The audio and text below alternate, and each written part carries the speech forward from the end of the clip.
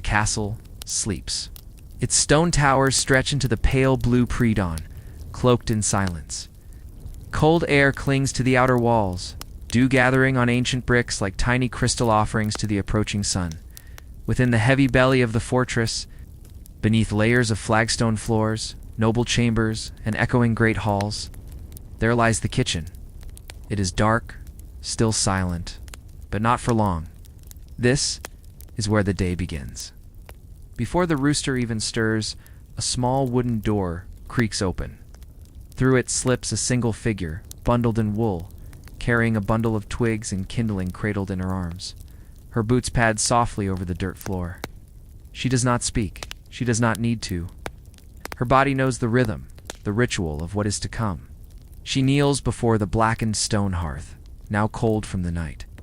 Ash, gray, and featherlight spills from the edges as she brushes it aside with care. Underneath, buried like treasure, are faint embers, barely breathing but not gone. She exhales slowly, then begins. A flint, a striker, a practiced hand. Clink, clink, spark, the faintest orange glimmers in the tinder. She leans in, blows gently. A curl of smoke rises, then a flame. The kitchen exhales with her. The day has begun.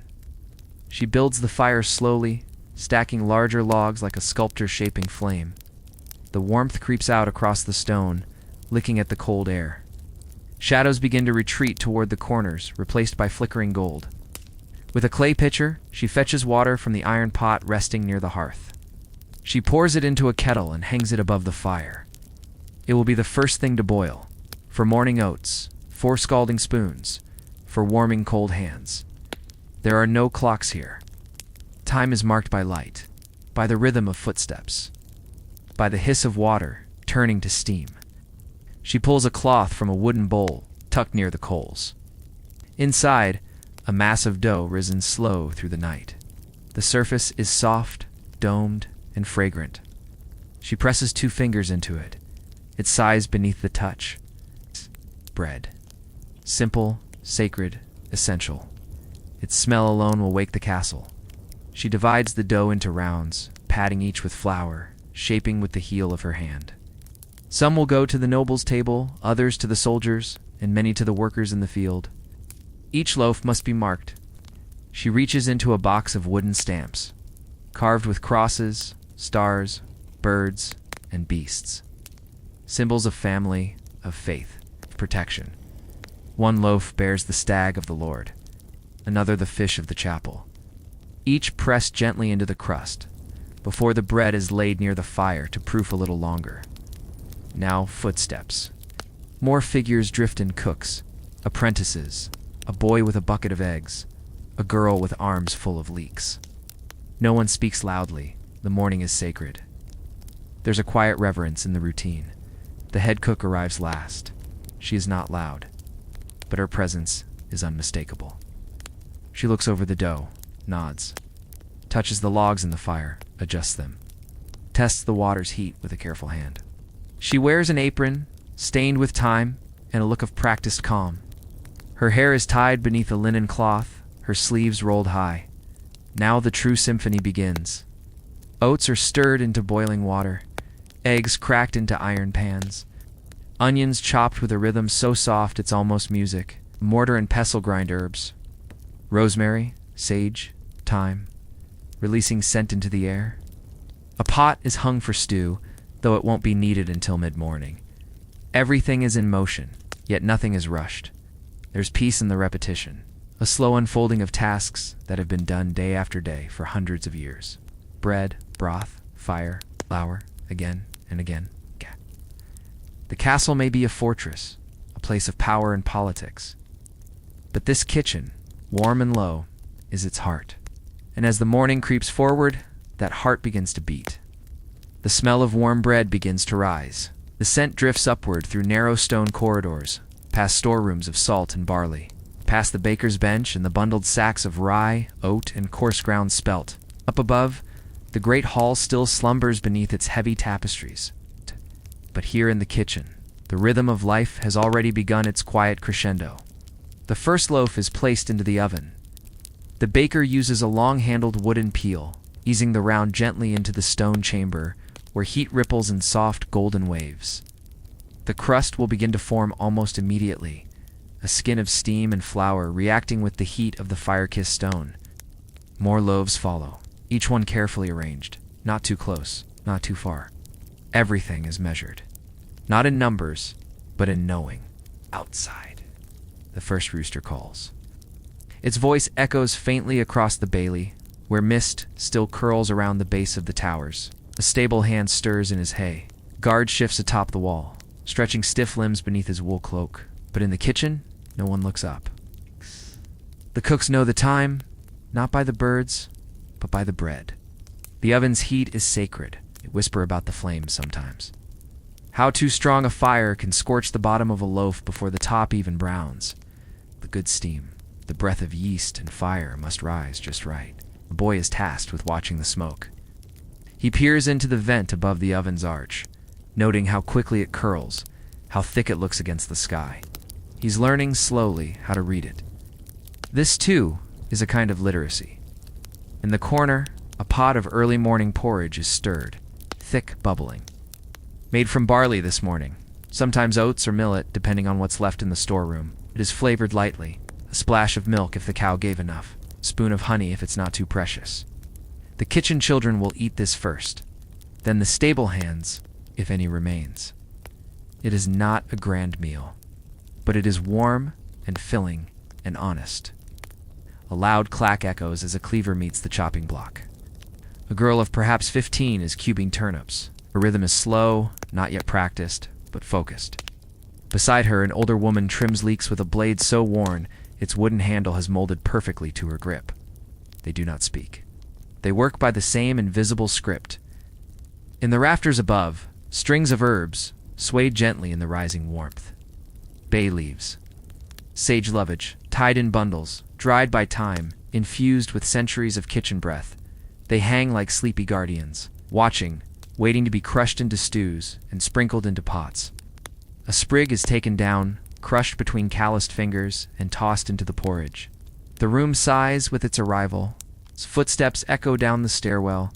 Heavier, slower. A steward enters, broad-shouldered, red-cheeked, cloak still damp with dew. He carries a scroll and a slate, nodding politely to the head cook. No words need to be spoken. He lays the list down. A midday meal for 12. The guest arrived unexpectedly. Venison from the larder is requested. A fruit tart, if it can be managed. The cook nods once. Mental calculation begins, not just of ingredients, but of time, fire, and hands. She calls softly to one of the girls. The girl vanishes into the pantry, a narrow hallway lined with clay jars, sacks of flour, baskets of walnuts, dried apples, and casks of cider. She will return with spices, with butter, with last summer's preserved berries. Nothing is written. All is remembered. This is how kitchens breathe. Near the hearth, the bread is checked. The cloth is pulled back. The loaves have risen. Their stamped marks have swelled slightly, but remain visible. Proud, pressed identities baked into the crust. The baker murmurs something, not a word, but a sound of approval. She fetches a stick of green hazelwood dipped in water at the end, then reaches into the oven, tapping the crusts gently. Tap, tap. She listens. A hollow sound means the bread is ready. She draws the first loaf out, golden steaming. She rests it on a wooden board to cool. One by one, the others follow. A second batch is already being shaped behind her. The work does not stop. Not for many hours yet. But this is the hour of warmth. When fire greets dough and sleep slips quietly away from the stone walls, the castle is still waking. But here, beneath it all, the heart has already stirred. The medieval kitchen has returned to life. And as the sunlight begins to stretch its arms across the courtyard stones, you too may feel its warmth, even in sleep, even in dreams. The air in the kitchen is warmer now. The chill of dawn is lifted. Not entirely, but enough that sleeves are rolled up, and the work is done without shivering. Outside, the sky glows, pale gold through the high, narrow windows.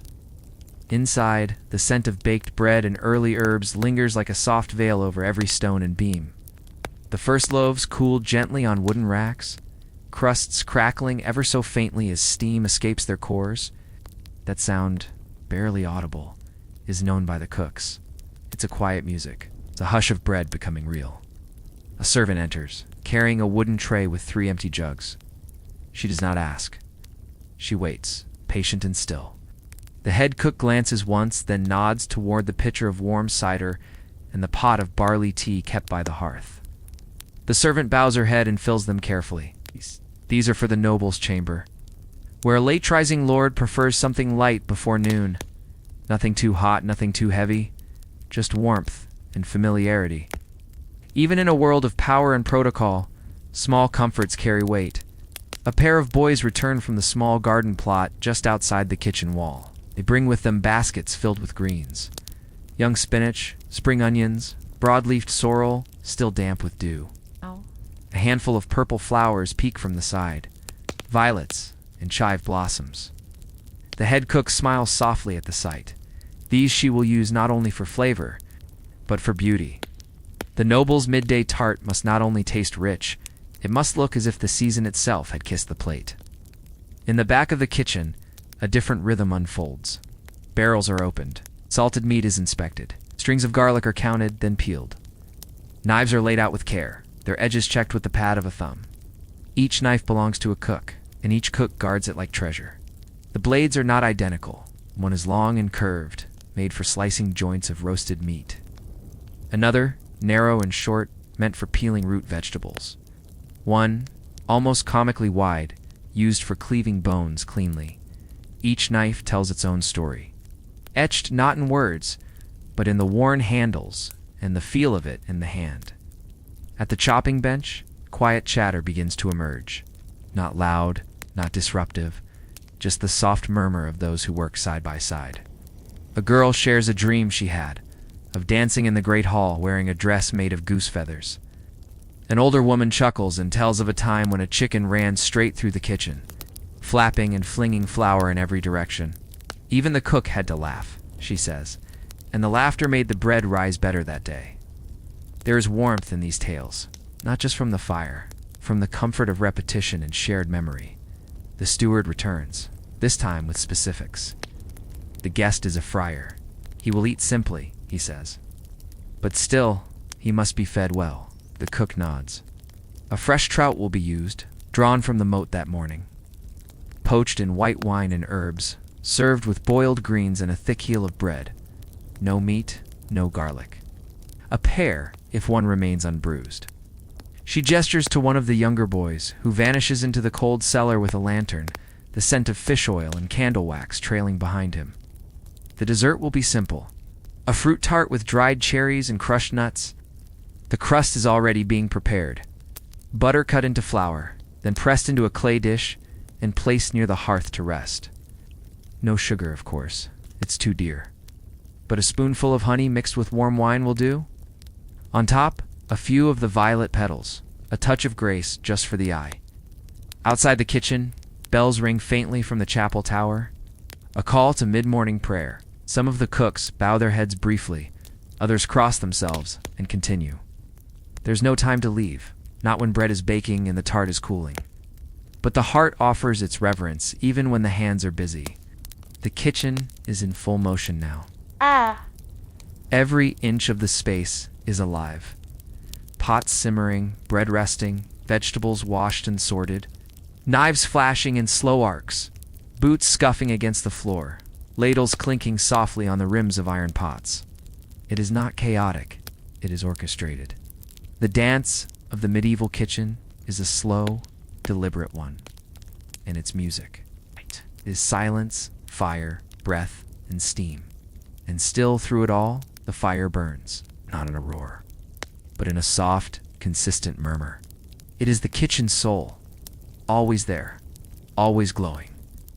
And as the warmth spreads across the flagstone floor, you too might feel it curl around your senses, wrapping you in softness, bidding you to rest. For in this place of quiet labor and humble food, sleep comes easy, even for the listener. The sun now sits higher, casting long beams of dusty light across the stone floor. Where once the firelight flickered alone, now sunlight joins it, creating a soft dance between warmth and clarity. The kitchen smells rich. It's not bold or overwhelming, but layered. A base of roasted grain and warm yeast, lifted by soft onion, bright parsley, and the quiet undertone of smoked meat. Ow. There's a comfort in it, as if the air itself has been steeped in the memory of meals long past. Midday is still hours away, but already the castle kitchen is shaping its offering.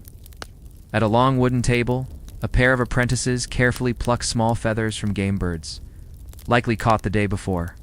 Quail, perhaps. Their hands move with practiced ease, and a basket beneath them catches the soft plumage like falling snow. Nearby, an older woman ladles broth into a clay bowl. She holds it to her nose, inhales slowly, then adds a pinch of dried fennel seeds. The pot has been simmering since first light, a slow, bubbling mix of marrowbone, leek ends, and celery root. By the time the sun reaches its peak, the liquid will be velvet smooth, rich with depth. A boy arrives, red-cheeked and panting. Carrying a folded cloth that holds 6 fresh eggs, he's been to the hen house. The cook inspects them with her eyes alone, then gently dips each in water, checking for buoyancy. Freshness. One floats slightly. She sets it aside. The rest are kept. They will be boiled and sliced, to top trencher bread alongside cress and mustard. A small meal, perhaps for the steward. Or for a visiting scribe who doesn't eat meat on feast days, another fire is lit. Not the main hearth, but a side oven. Smaller, shallower, used for pastries and delicate roasting. A younger cook dusts the inside with flour, watching how quickly it darkens. She whispers to herself, too hot, she waits. Timing is everything in the medieval kitchen. Ovens do not announce when they're ready. They must be read like the weather. It's by scent, by smoke, by feel. On a counter nearby, a block of cheese is being cut. Its edges are hard, but the center is softer, pale yellow, speckled with tiny air pockets. It smells strong but pleasant, a cheese aged in the cellar through winter. Slices are fanned out on a wooden board, arranged in spirals, accompanied by dried pear slices and toasted walnuts. This will accompany the noble's midday meal. Nothing wasted, nothing overdone, each part humble but thoughtful. The friar's fish is prepared with care. It's not roasted, but gently poached in a broth made from onion skins, parsley stems, a splash of old white wine, and the pearled juice of a squeezed lemon. Cooked slowly in a shallow pan, just until the flesh flakes softly at the touch of a spoon. The cook lifts it, resting it on a bed of steamed greens. No garlic, no pepper, just a sprig of dill and a whispered blessing. The first bell of the midday watch rings faintly from the far tower. It is not loud, but the kitchen hears it. Movements adjust. The girl fans the fire. Another begins to ladle stew into warmed pottery bowls. 2 loaves of bread, sliced, stamped, and cooled, are set in a linen-lined basket. Beside them, a jar of soft cheese, spiced lightly with coriander and dried mint. There is no shouting, no panic, just motion. Like the hands of a clock moving without sound. The head cook stands back for a moment, watching the room. It is warm, alive, balanced. She adjusts nothing, only nods once, then begins slicing apples. Not in wedges, but thin rounds, each ring like a coin of soft gold. They will be fried gently in butter, dusted with crushed almonds, and served to the steward. His favorite, though he never admits it aloud. Outside, the drawbridge creaks. The hooves of a courier's horse echo on the stone. The castle stirs, so too does the table. And here in the kitchen, the meal is nearly ready. But for now, in this small window between heat and hunger, you can rest. Let your thoughts drift to the scent of spiced apples, the sound of broth bubbling, and the warmth of bread resting on wood. Here, in the belly of the castle, all is calm. In your dreams. Can rise like bread beneath a linen cloth. The meal has gone. One by one, the dishes were arranged and lifted away, carried not on silver trays, but on wide, shallow wooden boards, steady in the hands of trusted servants. They moved quickly, but not rushed. The noble's table does not wait. And yet the food was not hurried. Each bowl was balanced, each trencher topped with care. A single violet petal rested beside the tart, a folded linen tucked just so beside the cheese. The work was done with quiet pride. Now, the kitchen is still, not silent, for there are always the whispers of fire and breath, the low creak of wood adjusting to warmth. But there is a pause. The apprentices lean slightly against their benches. A few sit on low stools by the corner wall, their backs pressed to the cool stone, cheeks pink with heat. The older women stretch their fingers, knuckles cracking softly like dry parchment bending in firelight. One stirs a pot slowly, not out of necessity, but because her hands do not yet know how to be still. This is not a break, not truly. It is a breath, a moment in the long inhale and exhale of the day's labor. The bread has been served, the stew tasted and praised, the tart admired and eaten clean. The fire, though smaller now, still burns. Coals nestled like sleeping stars within the hearth. Young girl wipes the table clean with a damp cloth. Not hurried, not lazy, just present. The rhythm of her strokes is slow, like waves brushing a familiar shore. Each crumb swept away feels like a closing chapter. Another apprentice scours the mixing bowl with a twist of cloth and a handful of sand. Not soap, for it is rare, but sand and hot water rubbed in circles. She hums softly as she works. A tune with no words, passed from mouth to mouth over generations. It has lived in this kitchen longer than any of them. Small cup of warm cider is passed from hand to hand. Not official, not commanded, just kindness. Shared warmth in a room that has known thousands of such mornings. They drink without ceremony. No toast, no clink. Just the soft sigh of apple and wood and the stillness that comes after the storm. Outside, a bell chimes again. The noble's meal is complete. Somewhere above, plates are cleared, fingers are wiped, and chairs are pushed gently back from a long oak table. Servants gather cutlery, napkins are folded, and compliments, few but meaningful, are sent down the stair with the trays. The head cook nods once when she hears them. She does not smile, but her shoulders settle. A good meal is its own reward. The older cooks begin preparations for the evening meal. Not cooking yet, but planning. Lists spoken aloud in half sentences, finished in glances and nods. What's left from the game bird? Enough for a pie, perhaps? And the broth? Still good. Better now, even. They do not write these things down. The kitchen remembers what parchment cannot. The younger ones take this moment to sharpen their blades. The stones make a soft, wet hiss as they draw metal over edge. Back and forth, slow and careful. They do not race each other. A dull blade is dangerous, so they sharpen with patience, like monks copying scripture. One boy leans close to his knife, squinting along the edge, then tests it with the soft pad of his thumb. Not to feel danger, but to feel readiness. A woman lights a second candle. Its glow is not needed, but it marks time. This was her habit. A quiet ritual. After the midday meal, one candle more. Some say she lights it for her late mother who once held this post. Others say she simply likes the smell of beeswax and smoke.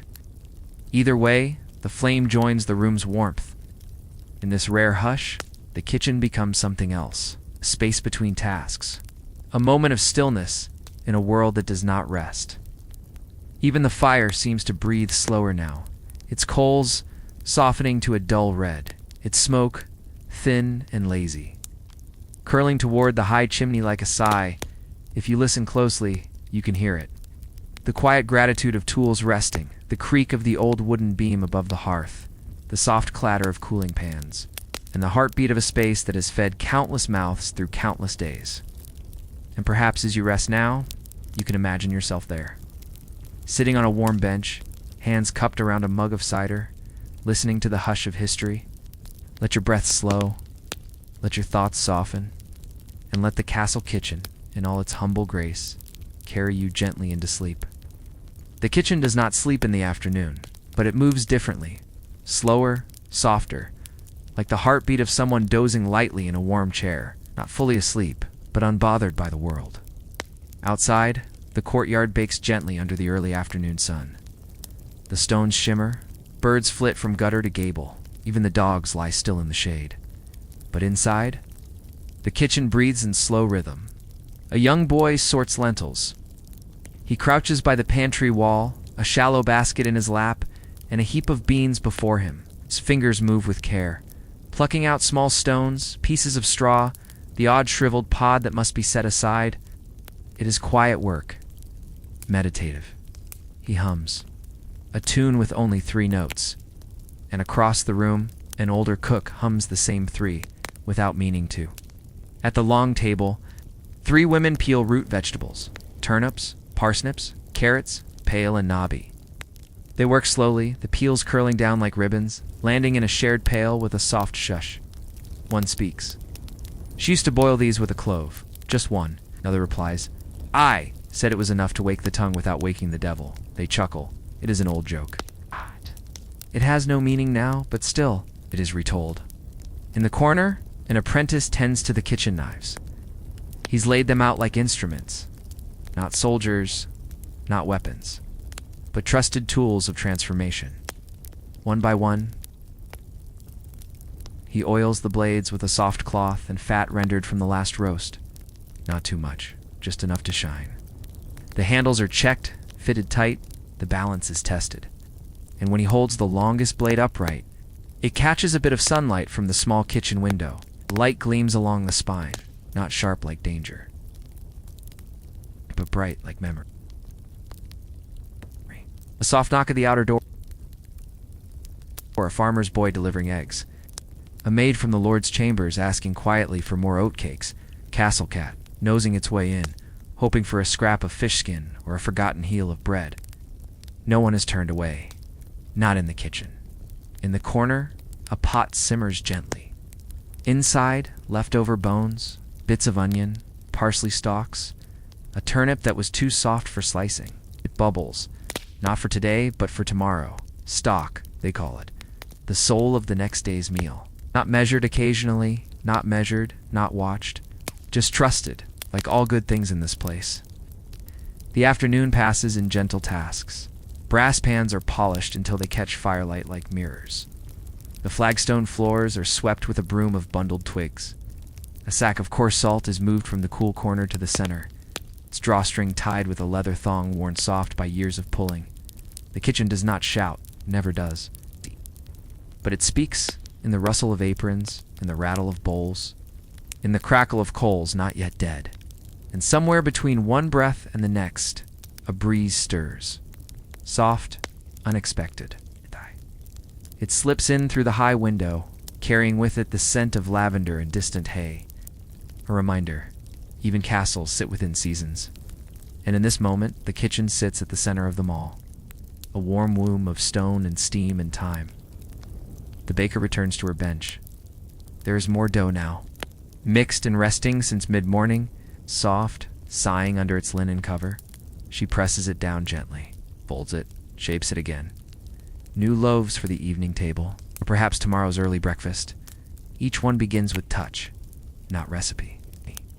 The dough does not know how old she is, but her hands remember the rhythm. Few begin to sing. Not loudly, not in chorus, just softly, each their own thread. Woven gently through the fabric of the kitchen's quiet, a song about a river, a song about a lark, a lullaby for no one in particular, and somehow they blend, not perfectly, but kindly. Like the ingredients of a slow stew meant not to impress, but to nourish. And you, dear listener, are still here, still warm in this world of wood and bread and flickering flame. Let the softness settle over you. Like flour dust across a cooling loaf, let your thoughts drift like steam from a forgotten pot. Let the hush of the medieval kitchen wrap around you like a warm linen cloak. No need to move, no need to stir, only to breathe. And listen. The light begins to change. It's not suddenly, but slowly, like a candle running low, or tea leaves deepening the color of water. The sun, once bright and golden, has dipped lower in the sky. Its rays no longer reach the hearth directly, but instead slide gently across the tops of the pantry jars. Catching in the curves of pewter plates and glazed clay bowls, everything in the kitchen seems touched with amber now, as if wrapped in honey or memory. Shadows stretch longer across the floor. They creep across the flagstones, curl around the table legs, climb up the warm brick of the hearth. But the cooks are not alarmed. They know these shadows. They greet them like old friends. For when they come, it means one thing. It is nearly time for the evening meal. The hush of the afternoon begins to lift. Not broken, but stirred. A few voices rise again. Hands become busier. The low conversation returns, less dreamy now, but no less gentle. The quiet rest is ending, but the rhythm continues. Just a little faster, a little sharper, like a lullaby that has shifted into a soft, steady march. A basket of eggs is brought forward. They're counted carefully. One is cracked into a bowl, the yolk golden and slow. The cook tests its texture with the back of a spoon. Perfect. They will be used for custards and glazes. Perhaps an egg pie for the master at arms. His appetite predictable as clockwork. The hearth is fed. A new bundle of wood is placed into the embers. Birch and ash dry and quick to catch. The flames respond eagerly, licking the new logs with bright orange tongues, casting long dancing shadows across the rafters. A girl stands watching, mesmerized for a moment. The cook gently taps her shoulder. Not a scold, just a reminder. She smiles, moves to fetch the cream. A slab of salted pork is brought from the cellar. Its surface glistens slightly, still cold from the stone-walled dark. It is sliced thin, carefully, cleanly, and placed on a pan above the rising fire.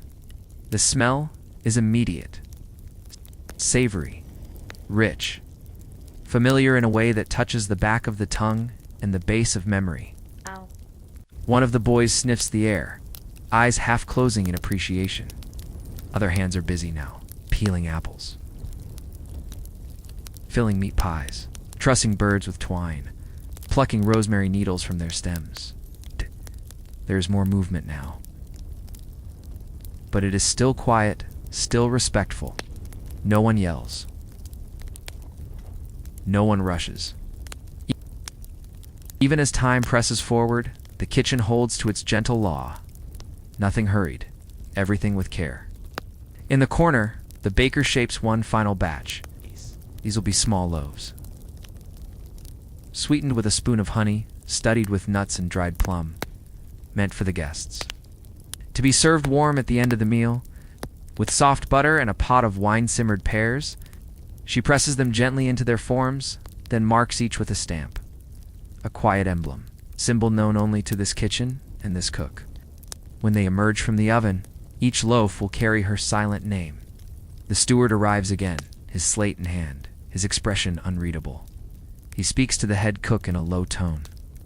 There are 3 extra mouths tonight, travelers. They will dine with the Lord. She nods. No sigh, no complaint, only calculation. A list that forms behind her eyes. Add barley to the stew. Slice the bread thinner. 1 more pie. Extra greens. Ow. No one else hears her speak, but the changes ripple outward. The kitchen adjusts, as it always has, as it always will. And still, the fire burns, low now but steady. Its warmth constant beneath the room's rising energy. Evening falls gently, not like a curtain, but like a shawl. It wraps around the castle, settles into its corners, glides down the halls and stairwells. Above, candles are being lit. Tapers touch to wicks.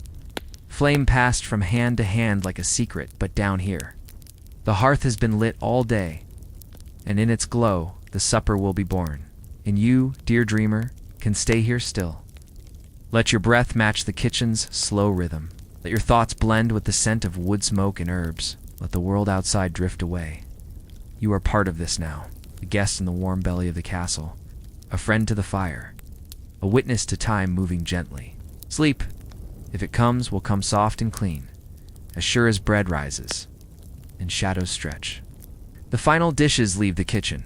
The pie is packed with root vegetables and chopped venison, its crust golden and firm. The stew thick now, with pearl barley, has been ladled into a polished pot, its lid wrapped in cloth to hold warmth. Sweetened bread loaves are stacked with linen between them, steam still rising in lazy curls. A final tray holds wine-warmed pears, their skins wrinkled and glistening, surrounded by slivered nuts and the scent of clove. All of it lifted, balanced, and carried away, up stone stairs, into the high halls above, and then quiet. The kind of quiet that only comes when a room has finished its work, not empty, not lifeless, but fulfilled. Like a heart after a deep exhale. Like a lullaby's last note fading into candlelight. Few cooks remain, tidying in slow practice rhythm.